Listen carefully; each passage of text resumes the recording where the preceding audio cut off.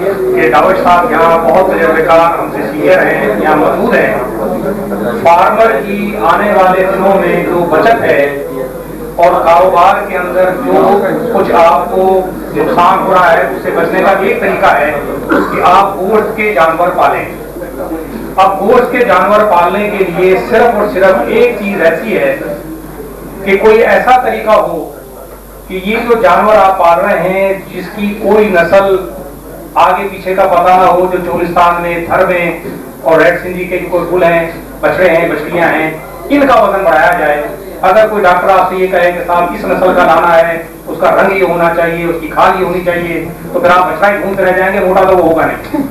तो जो अल्लाह पाक ने हमें दिया है, जो हमारी दौलत है, अगर उसका वजन हम बढ़ा सकें, अगर एक बछड़े का वजन एक महीने में 1 मन बढ़ सके, तो मैं आपको गारंटी देता हूं कि ये प्रोजेक्ट जो है आपको दिन दूनी रात चौगुनी तरक्की देगा। मिसाल के तौर पर आप एक बछड़ा खरीदते हैं जिसका वजन 3 मन है, 3 मन जिंदा, गोश्त नहीं, 120 किलो का अगर ये जानवर है और अगर हम 120 दिन यानी 4 महीने इसको मोटा करें और इसका वजन 150 किलो बढ़ा दें या 150 किलो बढ़ जाए, तो ये जानवर जो है आपका 280 किलो से लेकर 300 किलो तक का हो जाएगा। और ये जानवर अगर आपको नुकसान हुआ, तो आपको फी जानवर 5000 रुपए की बचत होगी। इसको मैं नुकसान गिनता हूं। अगर ये वजन हम बढ़ा सकें कि एक बछड़े का जिसकी उम्र 6, 7 या 8 महीने हो, उसका वजन 100 किलो से 120 किलो हो और 100 दिन से लेकर 120 दिन तक उसको मोटा करें किसी खास तरीके से, इसके लिए एक अलग सेमिनार करूंगा मैं इंशाल्लाह, और वो मैं आपको बताऊंगा कि ये कैसे मुमकिन है। 1 महीने में 1 मन वजन बढ़ने की हम आपको गारंटी देंगे। अगर किसी बछड़े का वजन 1 महीने में 1 मन ना बढ़े तो आप हमसे अपनी फीड के पैसे वापस ले जाइएगा। ये हम आपको एग्रीमेंट लिख के देंगे स्टाम्प पेपर पे कि अगर बछड़े का वजन 1 महीने में 1 मन ना बढ़े तो आप हमसे पैसे वापस ले दें। ये कैसे मुमकिन है? ये इतनी बड़ी जो दावा मैं कर रहा हूँ, ये कैसे मुमकिन है? ये बहुत आसान है, ये रॉकेट साइंस नहीं है, ये मैं एटम बनाने नहीं जा रहा हूँ।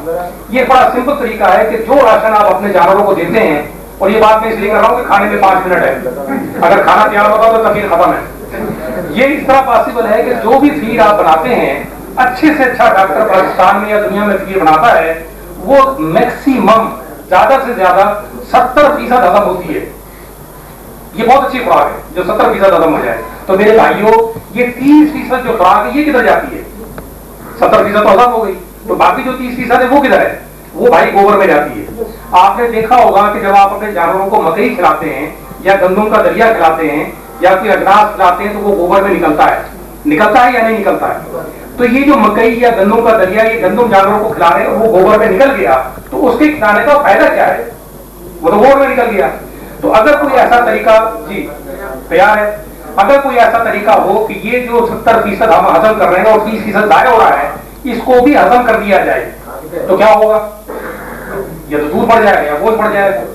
नंबर 2, अगर उसके अंदर जो ग्रोथ के हार्मोन पैदा हो रहे हैं कुदरती तरीके से खुराक के जरिए, अगर हम उनकी पैदावार को बढ़ा दें तो वजन बढ़ जाएगा। इसमें इंशाल्लाह जल्दी एक और सेमिनार हम यहाँ हैदराबाद में करेंगे और आपको सहमत देंगे कि आप तस्लीम लाएं, और मैं डिटेल में इंशाल्लाह कि ये कैसे पॉसिबल है आपके सामने रखूंगा।